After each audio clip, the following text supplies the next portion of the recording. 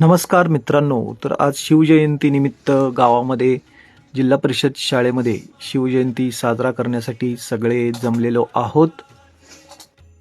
या ठिकाणी तुम्ही पाहू शकताय की सगळीकडे आनंदाचं वातावरण आहे। लहान मुलांना फेटे बांधण्याचा कार्यक्रम सुरू आहे व मुले सर्व रांगेमध्ये फेटे बांधून घेत आहेत व तयार झालेले मुलं या पद्धतीनं छान जयंती साजरा करण्यासाठी आपल्या आपल्या घरून तयार होऊन आलेले आहेत। शिवजयंतीसाठी या ठिकाणी पालखी सोहळा आयोजित केलेला आहे। दिंडी काढण्यात येणार आहे। त्यासाठी पंढरपूर येथील लहान मुले या ठिकाणी दिंडी काढण्यासाठी आलेले आहेत। पावली करताना तुम्हाला दिसत आहे। सगळीकडे वातावरण आनंदाचं तयार झालेलं आहे। आता या ठिकाणी पालखी सोहळ्याला सुरुवात झालेली आहे।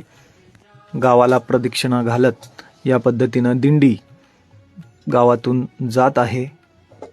सगळे गावकरी आनंदात आपल्याला या ठिकाणी उत्सव साजरा करताना दिसत आहेत। अनोख्या पद्धतीनं दिंडी यात्रा काढून शिवजयंती साजरा करण्याचा या ठिकाणी निर्णय झालेला आहे व त्या पद्धतीनं सुरू आहे। गावातील प्रत्येक ठिकाणी घरोघरी जात असताना घरापुढे अशा महिला वर्ग दिंडीची पूजा करताना दिसत आहेत।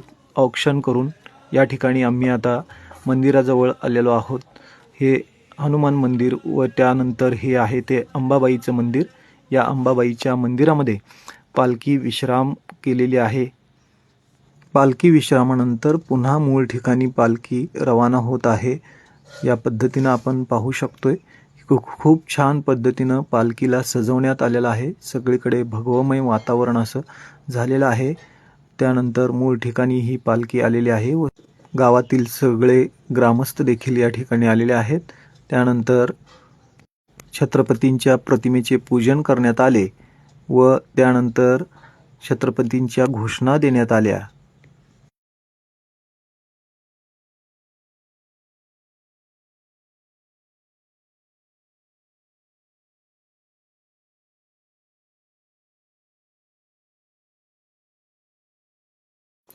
लहान मुलांची थोडीशी भाषणं झाली व याच पद्धतीनं छान असा हा कार्यक्रम या ठिकाणी संपन्न झालेला